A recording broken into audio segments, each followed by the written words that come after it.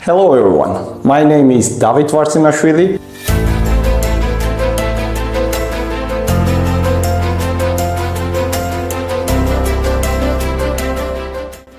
Are compliance regulations becoming so complex that they are killing the businesses? This compliance is no longer a side function. It's a core operational requirement. AML assessment is no longer just a regulatory requirement.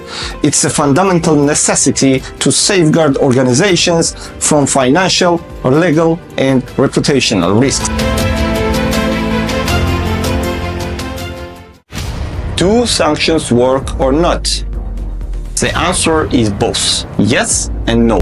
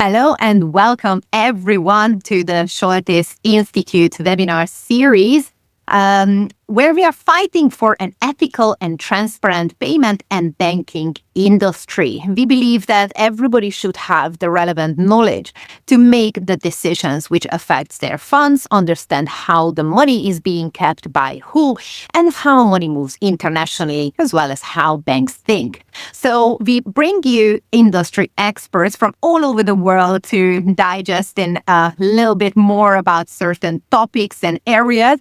And this week brought you an absolutely amazing expert, Thomas, who is going to tell you everything about stablecoins, what are their functions, how are they used in the banking world, and how does it affect our day-to-day life. So today's our topic is about stablecoins and how does it affect our everyday life. And welcome you, Thomas, and thank you so much for accepting this webinar invitation. And thank you for sharing your wisdom with us.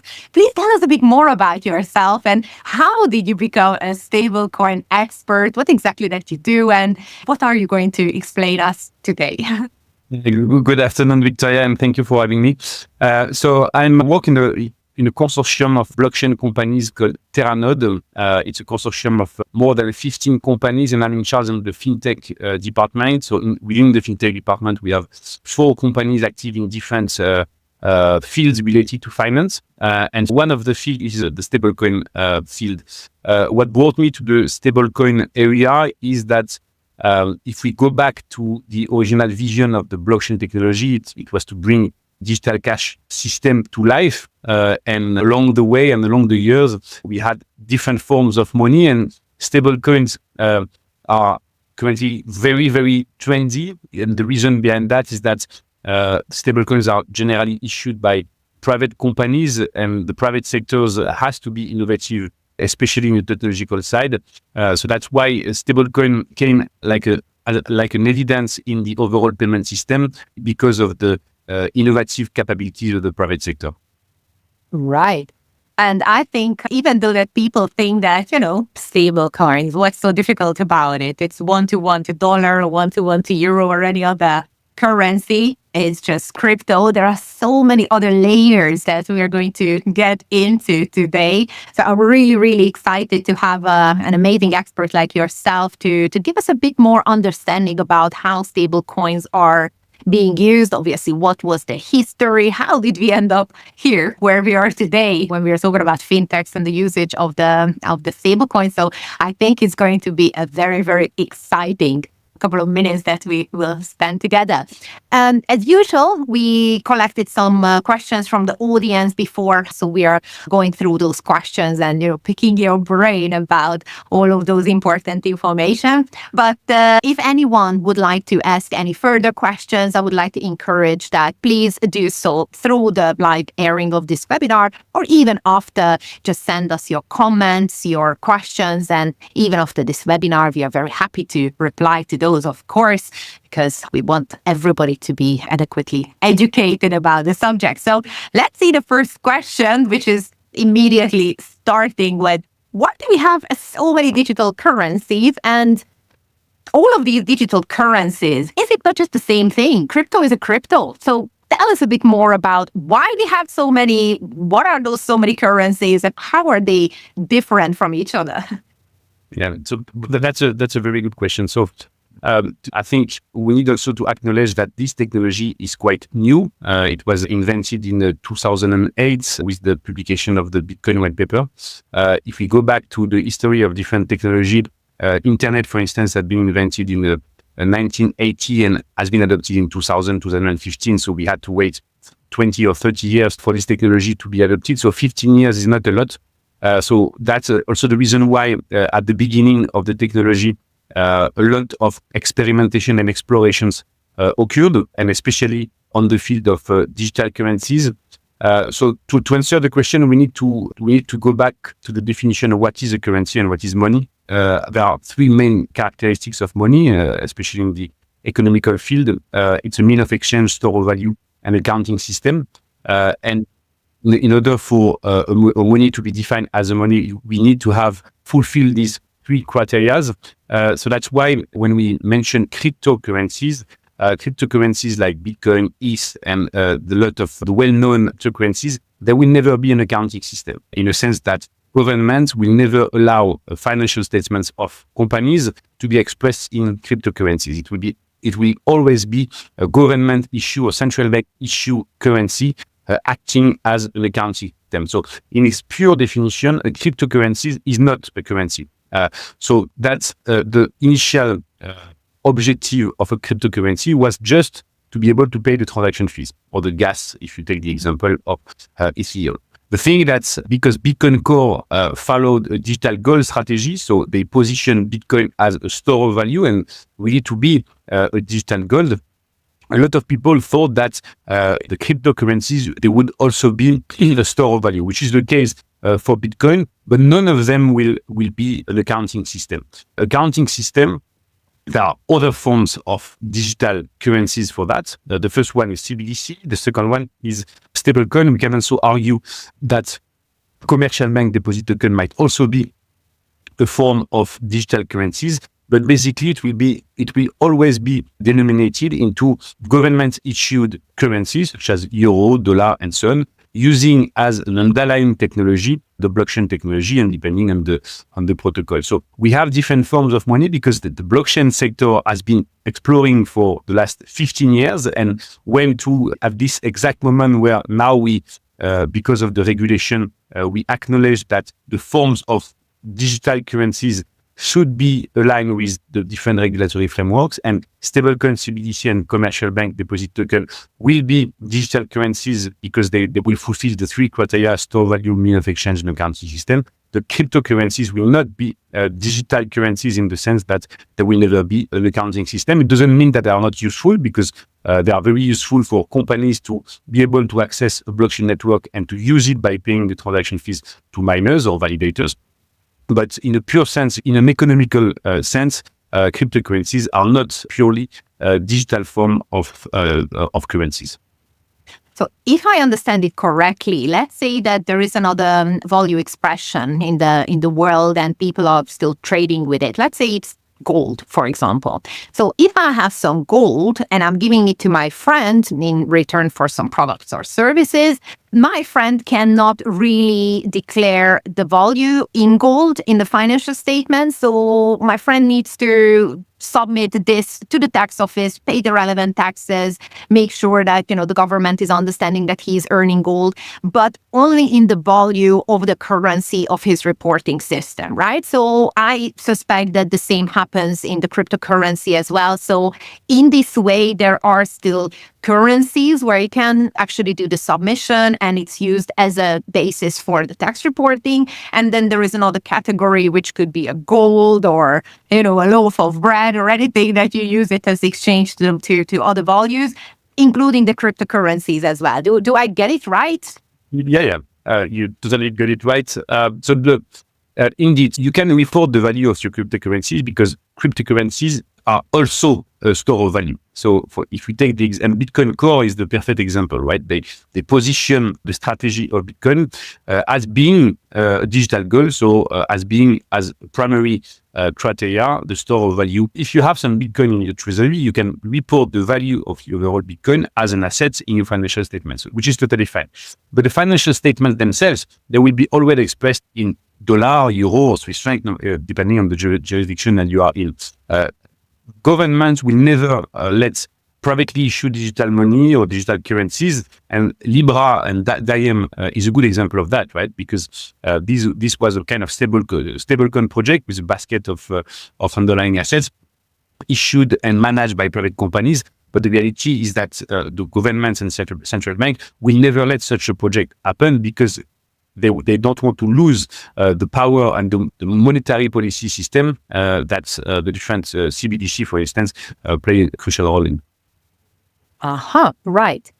But let's see, how does it affect me as a normal average person on the street, right? Okay, I acknowledge that there are some cryptocurrencies, there are stable coins. I think this is what the next question is really about, that how do you see the impact of stable coins in our day-to-day life, and why does it matter to me as a normal average person? Because I'm thinking about it. If I'm using euro or dollar, I can see it on the bank. I kind of trust the bank, right? But if I'm buying crypto, I have to go through very cumbersome checks and I have to open the account and there are so much fees, and somehow the stable coin is not really one-to-one. I'm always losing something on the exchange. So what's in it for me? Why would I use it as a person? Yeah. So in our day-to-day life, we will use stable coins as we use euro or dollar today. The only difference, it will be just a digital form of euro and dollar, but the end user will not notice that it's a stable coin. It will be just a digital form of euro or dollar. The difference is between a stable coin and the fiat money that we have today is that it's cheaper, faster, and smarter, right? So cheap, fast, and smart. Smart because the main objective of the blockchain technology is that you can add some kind of rules indirectly embedded into money. And these kind of rules, and that's one of the main added value, the blockchain technology. And on the payment system, it's not a very innovative industry. If we take the underlying technology of the international payment system, the infrastructure is quite outdated. If we take the example of SWIFT, which was invented in the 1970s, it's a very old technology. So blockchain is here to bring more innovation to the international payment system, and by setting up some kind of rules that you can encode and embed directly into money. So for instance, you will be able to have some rules where if you buy a car, you can block the money without the need of a dedicated escrow account. And when you see the car, you test it and everything is okay, then you can unlock the money. Or you can add some kind of loyalty programs by preserving the privacy of user, because there won't be any specific company who will handle the loyalty program. The privacy will be preserved by the blockchain technology. So this is the kind of added value for the end user. For the end user, he will not accept the additional features allowed by stablecoin. It will simply be euro, but a smarter euro. And in terms of speed and cost, especially for cross-border payments, not the regional cross-border payment, because we already have very cheap or even free international payments in some regional areas, such as SEPA in Europe. But if you send money to another country, you will be able to decrease the fees from 6.4%, which is the international average according to the World Bank, to maybe 1% or 0.5%, right, in terms of fees. So this is the kind of added value also for the end user, especially on the remittance area, to improve the speed, because you will not rely on only the weekly days, but you will be able to send money 24/7, but also in terms of cost, because you will be able to reduce the cost from 6.4% to maybe 1% in the future. Right. As far as I understand that, every time that we open an account or we want to send money abroad, there are banks who are checking if those transactions are legit. I am indeed paying for things that I will receive, right? So no one can scam anyone. I paid my taxes on that amount of money that I'm trying to input in the financial system. So what I can see is that, yes, it's very difficult sometimes to move money internationally, and sometimes it's very slow, but there is a reason, because banks need to check where the money comes from. Is it from legit sources? We are keeping the financial system alive and the trust is intact. So what do you think? What is the dangers now that there is something which looks like money, acts like money, you can use it as money, but there are kind of less checks or different checks, it's faster, it's cheaper.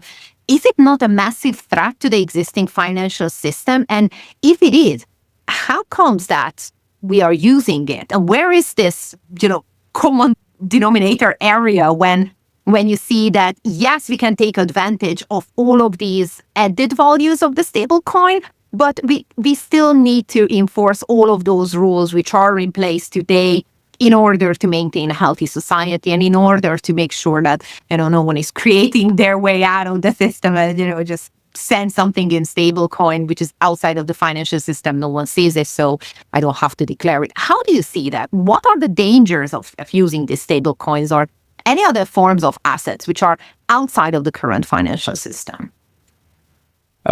So, of course, the dangers for the end user is that end user can lose their money. That's the main danger, right? And in the past, because stablecoins are not new, right? For the last 7 years, maybe, you had a lot of different forms of stablecoin, algorithmic stablecoin backed by different underlying assets, and so on and so on. The main advancements within the stablecoin area is the regulation. And the last part of your question was outside the current financial system. It should not be outside. If you have a stablecoin which is outside the financial system, don't transact with it, because that's the main danger, right? The stablecoin should be within the financial systems and align with the current regulation. And the European Union and the US played, especially the European Union, because the MiCA regulation has tackled the stablecoin parts and a certain amount of ruling and governing the stablecoin use case, and same for the Genius Act in the US. So for me, one of the main difference between today and in the past is stablecoins are now part of a regulatory framework, and this regulatory framework protects the end user of any danger of losing their money. If we take the example of MiCA, but also in the US is the same, it has to be one-to-one backed by fiat. If you have $1 in stablecoin, you should have $1 deposited in the bank account, or you should have short-term assets such as government bonds and so on. So these are very liquid assets guaranteeing the value of a stablecoin. So this is for me one, and obviously you have a lot of different additional rules in terms of KYC, AML, and so on to protect the user and to make sure that they will not be able to lose any money. So for me, this is the main difference between today and during the last years is the regulatory framework. And the main regional areas, such as the US and Europe, has come with a proper regulatory framework, allowing the adoption of a stablecoin by protecting the end user for losing their money. Quick question. If there are some monetary policies by the central banks to print money, keep money back, control the inflation with different decisions, But then comes something which is one-to-one to the traditional money. How they manage to maintain the current supply, and also because the whole financial system is actually based on credit, right? I'm investing. I'm giving 10 euros to the bank as a deposit. The bank is declaring it as their own money and lending out tenfold or sometimes, 15 times more, creating more value in the system. But if we have the stable coin, which is now backed physically by the issuance, so if I'm issuing 20 stable coin, I have to have 20 traditional money worth of amount safeguarded in an account. In your opinion, is it not going to affect any kind of monetary policies of releasing more money in the financial system or keeping it back? How does it affect the inflation? Do you see with stable coins we are then see the end of this credit system? How do you see this? Yeah. So the monetary policy from the central bank are handled through what we call central bank digital currency, or CBDC. So this is the way a central bank can issue money digitally using another form of digital currencies called CBDC. So this is the way a central bank will still have the ability to control the creation of money. Stablecoin, there is no creation of money with stablecoins because, as I mentioned earlier, there is no lending on top of stablecoins deposited at the bank, because if you deposit $1 at the bank, you just have the dollar in stablecoins. So you don't have creation of money. It's not like a bank, because banks are able, when they receive some deposit, to create some loans and to create additional money, and the central bank can control the creation of the monetary mass by a certain number of ratios called Basel ratios, with the ability for banks to not overpass a certain amounts of lending that banks would be able to create. So, but stablecoins are outside this kind of ratio, and actually it's more even safer than depositing your money at the bank, because the banks, you don't rely on the bank because you rely on the bank because you deposit your fiat at the bank, but there is no money creation. It's one-to-one back, so it's kind of safe. If you want to have your stablecoin back, you can just take it back from the bank, and that's it. You don't rely on an external entity such as a bank and their lending policy, because the stablecoin itself is not part of the overall money creation process. So if stable coins are issued by private companies, even though that they are regulated, and CBDCs are issued by the central bank, but effectively they are basically the similar things, then this means that private companies can also be part of the central bank's plan of the money supply and the money control. And if not, then what's the main difference between these CBDCs and the stable coins? Yeah, so well, the first difference is who is issuing a CBDC and who is issuing a stablecoin, right? And so on the CBDC side, the central bank issues the CBDC. On the stablecoin side, it's a private company, because stablecoins are also called privately issued digital money. But as mentioned, when they issue the stablecoin, they don't create new money. They just transform a deposit at the bank into a digital version. That's it. So there is no involvement of private companies in the monetary policy. On the CBDC side, yes, there is an involvement there is creation of money, but it's handled directly by the central bank themselves.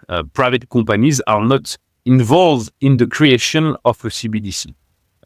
But the CBDCs themselves, so the digital version of money created by the central bank, might be handled by, you will have some banks, retail bank, dealing with some kind of CBDC, and you can imagine that retail banks will have some reserve of CBDC in their balance sheet to also be able to issue other form of money. The industry is currently exploring some commercial bank deposit token. We will see later, but retail banks are also involved in stablecoin projects, issuing some stablecoin projects. So to conclude on that question, it's important to understand that private companies are not involved in creating money.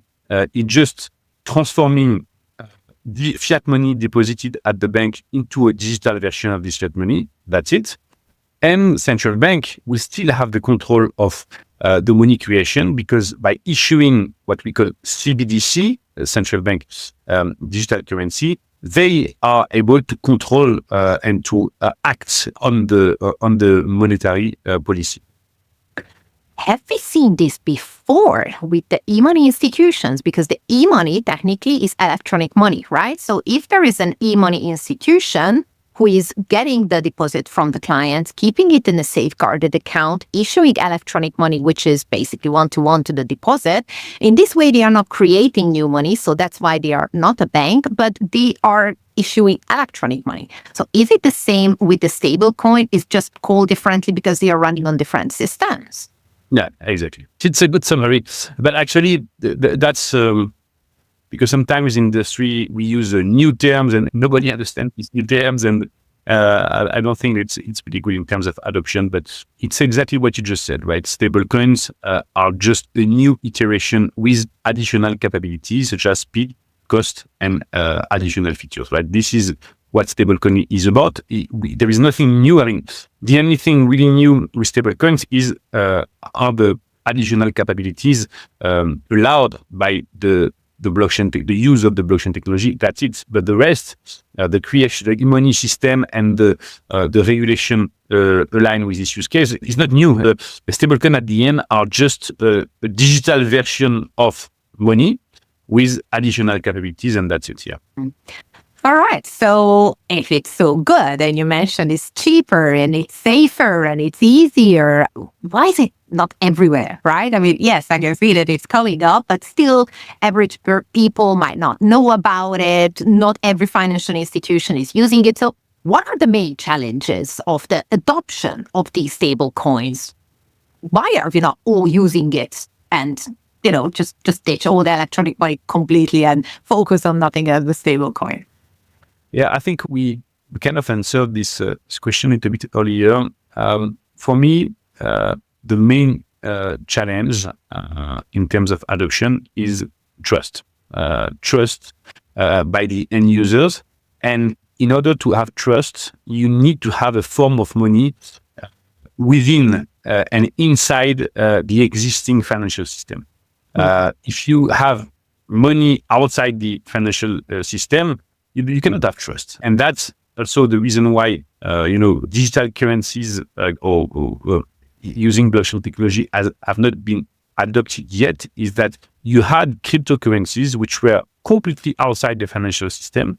People thought it was money, but it's not. And you cannot have trust. And people start to think that they would be able to pay in their day-to-day life in Bitcoin. It's not true, simply because of the volatility of a cryptocurrency. And again, because you will never have any governments letting prices or an entire national pricing policy, but also accounting systems expressed in cryptocurrencies. So for me, the main challenges are trust, and the solution for these challenges is the regulation. And I think this is what is crucial for the adoption of stablecoins. First is MiCA and the Genius Act in the US. I think these regulatory frameworks will play a crucial role in the adoption of stablecoins. So to answer your question, why we thought the stablecoins are not adopted, I think simply because there was a lack of a clear regulatory framework expressing exactly what are the rules that private companies have to follow, issue a stablecoin, and for the end user to be protected, right? Because at the end, this is what regulation should be about. The regulation should be here to create a solid regulatory framework protecting the end user for any uses of digital currencies.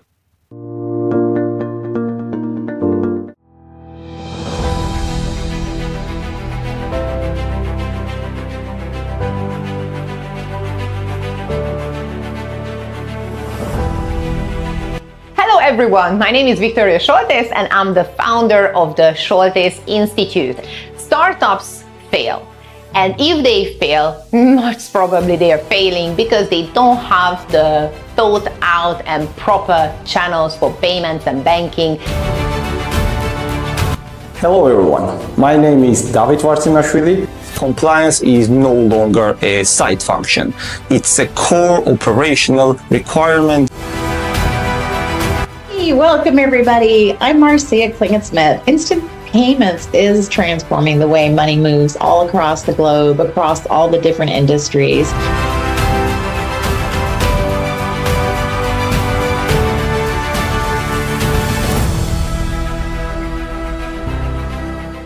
And I think the regulation is not exactly the same everywhere because there are still countries which are banning cryptocurrency completely, stablecoin or not.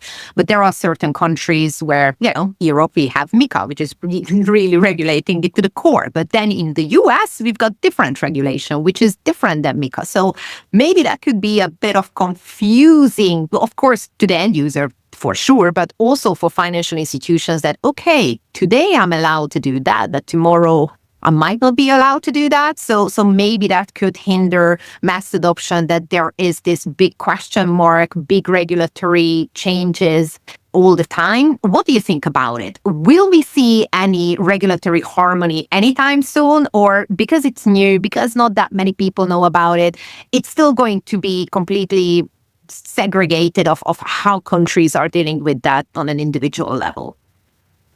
Yeah. I think it will take some time to really have some homogeneity in terms of regulatory frameworks.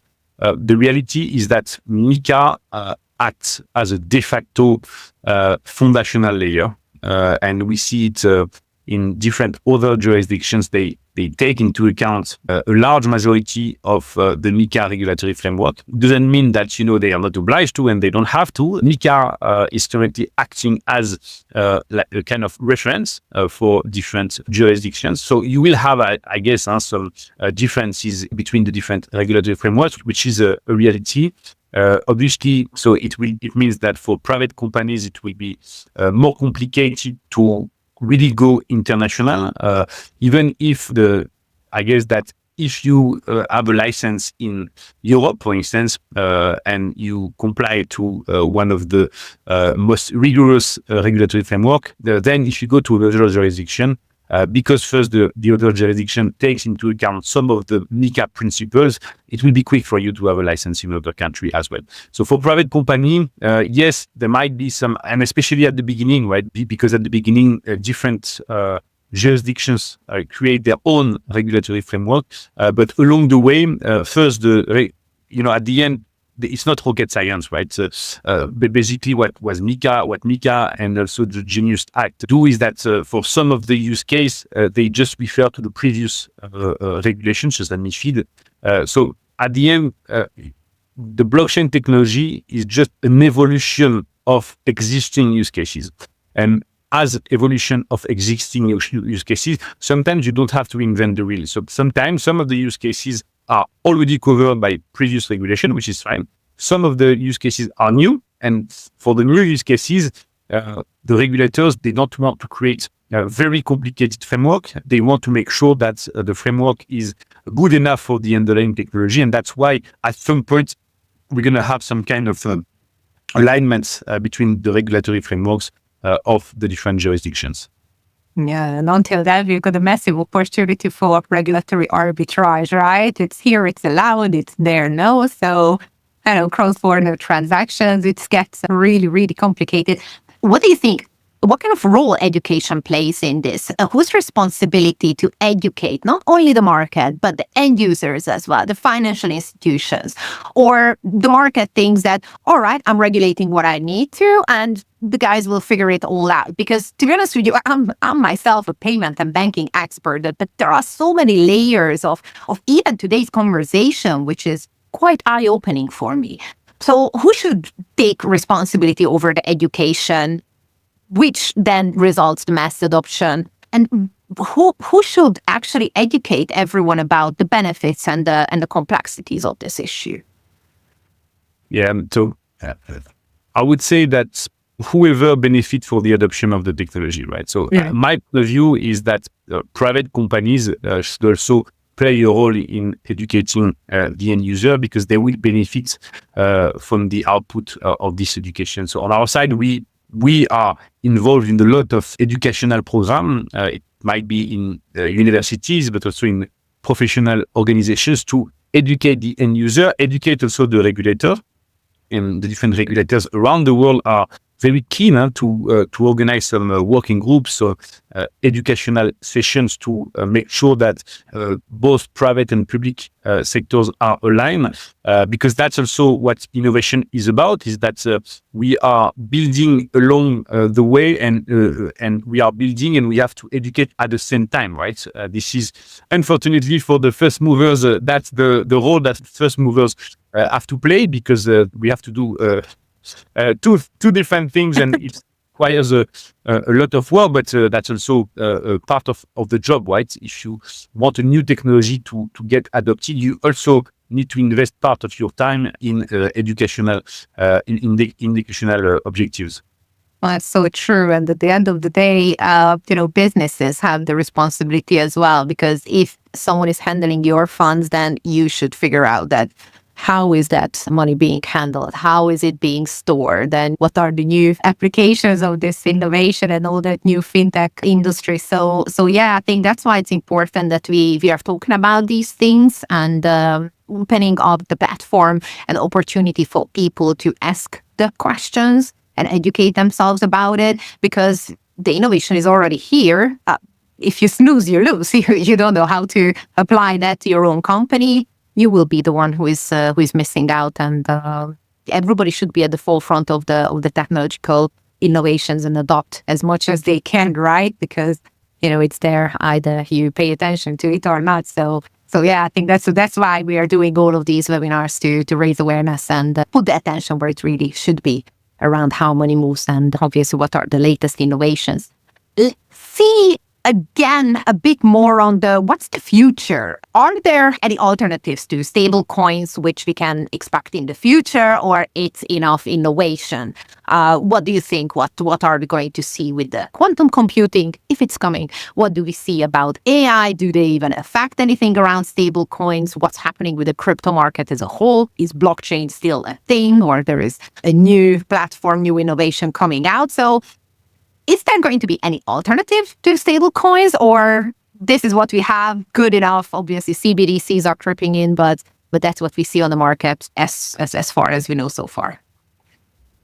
So yeah, I think if we try to draw a landscape of the different forms of digital money, you have CBDC, CBDC, so for commercial bank deposit token, stablecoin. Then you have cryptocurrencies, right? So today, depending on the jurisdictions, depending on the wording, you might have different wordings. But high level, these are different forms of digital currencies. Even if the cryptocurrencies themselves are not purely digital money, but the alternative would be commercial bank deposit token or CBDC.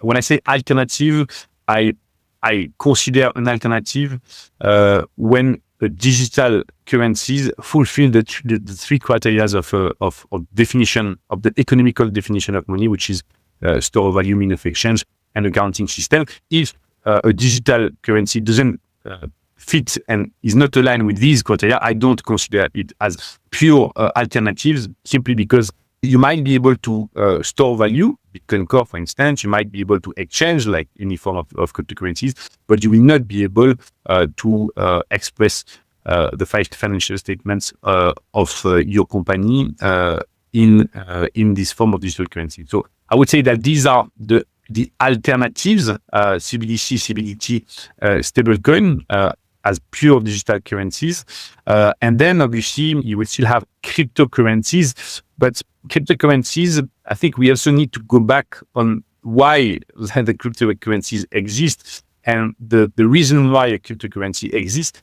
should be simply to allow companies to access a blockchain network and to pay the network, to use this network, right? This is the primary use case of cryptocurrencies.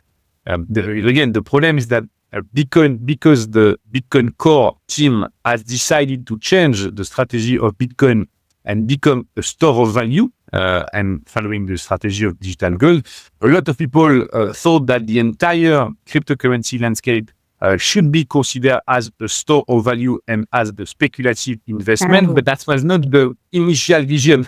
It didn't mean that it's wrong, that's fine. You can speculate in cryptocurrencies, but in the future, I would see first that you will have cryptocurrencies used by companies to use the network for real-world use cases. You will still have some kind of speculation, which is fine because speculation brings liquidity. So it will allow companies to access cryptocurrencies more easily to then be able to pay the network and use the network. And then in our day-to-day life, the layer that we will see will be either stablecoin CBDC or CBDC, but the stablecoin should be largely used in our day-to-day life simply because you will have a lot of different entities issuing their own stablecoin and allowing the stablecoin to be more adopted. Right. So if I understand also correctly, then, cryptocurrencies are very volatile. So stable coins are, of course, one-to-one to the traditional fiat currencies. So their representation on the blockchain, therefore, shall be different, right? Because I can mine cryptocurrency. It is the value of the blockchain on its own. And that's why it's volatile. And that's why it's not tied to any real life asset, right? But when we are talking about tokenized assets or stable coin, it is actually just a representation of a value in the system, but it's not the value of the system itself, if you know what I mean. Am I correct in this way? Can you actually mine stable coin or there is a blockchain which is running on its own cryptocurrency and the stable coin is just a reference to a value? How can we imagine this? Yeah. So it's a very good question. So at the end, stablecoin is just an asset-backed token. What we call asset-backed token is a token representing an underlying asset. In the case of a stablecoin, is just a token representing as the underlying asset fiat money. That's it. It's an asset-backed token representing the value of a fiat currencies. That's it. Then the other kind of token, like cryptocurrencies, it depends on the jurisdictions. Because I'm in Switzerland, and in Switzerland, FINMA, the financial regulatory body, issued quite early some kind of guidelines in terms of how do we define and treat the different stablecoins, and they came up with three main categories like payment, asset-backed, and utility tokens. Utility tokens are basically all the cryptocurrencies, maybe not all of them, but cryptocurrencies in the sense that you are rewarded as a miner to participate to a specific network by receiving as a reward a currency, right? This cryptocurrency should be used by companies to use the network. That's why they are called utilities. So this is the main difference between cryptocurrencies that should be used as a utility token to use the network and to pay the transaction fees, compared to a stablecoin, which is an asset-backed token. And as an asset-backed token, it is aligned with a specific regulatory framework, so MiCA and Genius Act, because they represent an underlying asset, which is a fiat currency. All right. It's much better now. It's in terms of understanding, it's much clearer that, even though it's a cryptocurrency, it's not really a cryptocurrency of itself. It's like a token which is representing an asset. That it makes me wonder that how about the self-executing smart contracts that we just didn't mention until now. One of the beauty of the blockchain that it can be connected to self-executing smart contracts, which does not need any human intervention. So you can program it into the money that if something happens, then the money is going to get released, or if one condition applies, then something happens. So we see that with cryptocurrencies, of course. Then I guess that we see with a stablecoin. And we also see that with CBDCs, right? So in this way, that could be the main differentiation of the traditional money. And if it's so, are we even using it? Where are the technology that we are programming these self-executing smart contracts into the token itself? Yeah, so what we discussed a little bit earlier about what is the difference between stablecoin and digital money or fiat money. We mentioned cost, speed, and additional features. And the additional features are, from a technical perspective, largely due to smart contract capabilities. When we mention that we set up some kind of rules into money, under the hood, for some of the cryptocurrencies, we use smart contracts. So we use conditional features. And as I mentioned with the example of I'm going to buy an old car, but I will block the money until I see the car, I test the car, and I validate the fact that I'm going to buy the car. Under the hood is a smart contract. A smart contract is just programming capabilities, conditional logic that you can set up. Depending on the protocol, you can directly set up using core programming language capabilities, but for some of the protocol, you use smart contract. And these rules that you can add on top of money under the hood use conditional logic. And that's why we always mention that stable coins, but also blockchain technology will make the money smarter, because under the hood, we're going to use smart contract to add a certain amount of rules, allowing the money to get smarter. Mhm. Okay, that's interesting. You think that banks and central banks will only issue the CBDCs and then private companies stick to stable coins, or do you think that banks and central banks will be also involved in stable coin activities? So I think central bank, because their primary objective is to handle the monetary policy, we should do so using CBDC, right? This is, in theory, at least the way it should work. From a commercial bank perspective, so today, stablecoins are issued by private companies who will issue a digital version of fiat, and when they deposit fiat, they deposit the fiat to the bank, right? So retail banks or commercial banks are already involved in the overall stablecoin value chain, because they are the custodian of the deposit deposited by private companies. We see that some of the banks are currently involved in issuing their own stablecoin. So we see that today. Let's see in the future, because again, this is always the complexity about generalizing use cases that are present, because again, the industry is still maturing. So we can imagine that either banks will just play the custodial role, allowing other payment company to deposit fiat currencies at the bank, and then payment companies or private companies will just issue the stablecoin, or because competitive landscape, which is good, banks will also be involved in issuing their own stablecoin. We see it today, so that might be also the case in the future.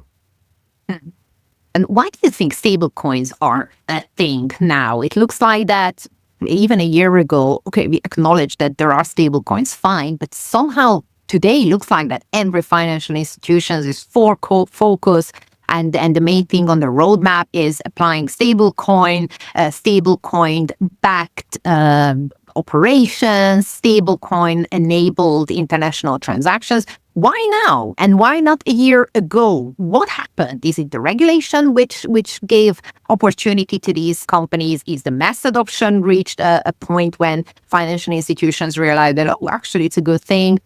What's the reason that they are so trendy now, but they were just not there even a year ago? Yeah, I think there are some conjunctural and structural criteria reasons, right? The conjunctural one are that it's really the regulation, in my opinion. I think MiCA and now in the US, the Genius Act, because of regulation and because stablecoins are part of a clear regulatory framework, you will be able to welcome financial institutions to enter the market. Without the regulatory frameworks, no financial institution will never enter the market, simply because it's too risky. So banks will never enter a non-regulated market, especially on the payment side, right? So for me, this is one of the main criteria. And it is good because we needed this regulatory frameworks. Again, in the past, the majority of the stablecoin projects failed. algorithmic stablecoin. And then there are also some structural reasons. The structural reason, and everybody is talking about stablecoin because this is primarily what this technology is about. Originally, the blockchain technology is about payments. It's written in the Bitcoin white paper. It's a digital cash payment system. So it's about bringing digital native payment capabilities, and that's why because of stablecoin are issued by private companies, and private companies are able to innovate. Because when we talk with central banks, we tell them that the central bank should not be very innovative because that's not their primary focus. Their primary focus is to control the monetary policy. So let the private sector innovate, and then you can also observe how the private sector innovate to regulate and to make sure that you create a regulatory framework. That's what they've done, not the central bank themselves, but the regulatory bodies around the world. For all these years, they observed the markets, and based on the market, they created these regulatory frameworks that today allow stablecoin to be adopted. That's why also there have been a lot of activity within the stablecoin space during the last months. And obviously, we have a lot of other stakeholders involved in the stablecoin space, and so on and so on. And as we mentioned earlier, banks are also involved, but these have been allowed because of a clear regulatory framework. So, is there something that we missed out and you feel that you want to talk about, to raise awareness about? Is there something that I should have asked, but we didn't? I think the blockchain technology still misses is ChatGPT moment, right? Still missing the killing app that will allow everyone to understand. Okay, that's the technology is about, right? And if we take AI, is the same. Right? AI is not new; it has been invented during the last centuries. The first scientific papers last for a while now, and it has been just adopted last year. So blockchain is quite new as a technology, so it's normal that it's not fully adopted yet because it takes time for technology to be adopted. So for me, stablecoins have the ability to be the ChatGPT of blockchain because people will understand directly. Because we still miss that. We still miss the killing app that will allow people to understand the capabilities of the technology. And when you're going to be able to have loyalty programs directly embedded into money without relying on specific loyalty programs, when you're going to be able to pay on WhatsApp using a stablecoin, and you set up some rules, and you can pay using a text, and you can mention that you can send on WhatsApp, I send you $2 from my bank account, and it will send money from your bank account, you will understand directly the capabilities of blockchain. And I think stablecoins, they have this ability because first, that was this technology was about payments, and stablecoin is just the natural evolution of the original vision of the technology. And I think that's what this industry misses, and that's why stablecoin should be able to represent these ChatGPT capabilities. Wow, thank you so much, Thomas. I learned so much. I thought that I know about stable coins, but there were so many aspects that even for me were completely new. So thank you so much for coming here and educating us about all of these little details.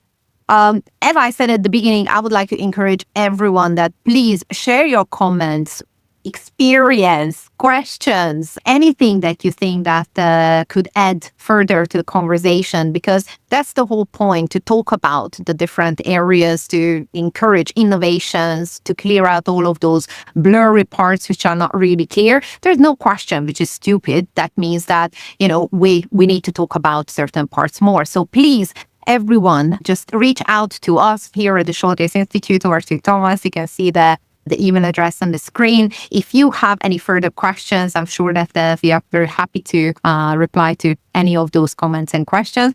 And thank you again, Thomas, for being here with us today. I think it was an absolute pleasure, and really, really looking forward to talk to you guys. Thank you very much for having me. Thank you. Bye-bye. Hey, welcome everybody. I'm Marcia Klingensmith.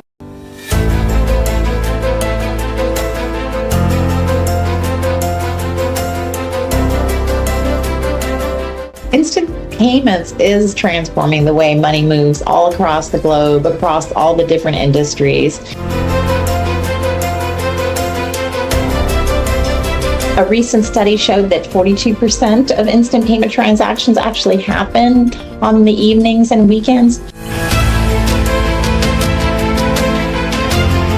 About $200 billion is currently locked up in the European financial system today. And instant payments really can help unlock this liquidity.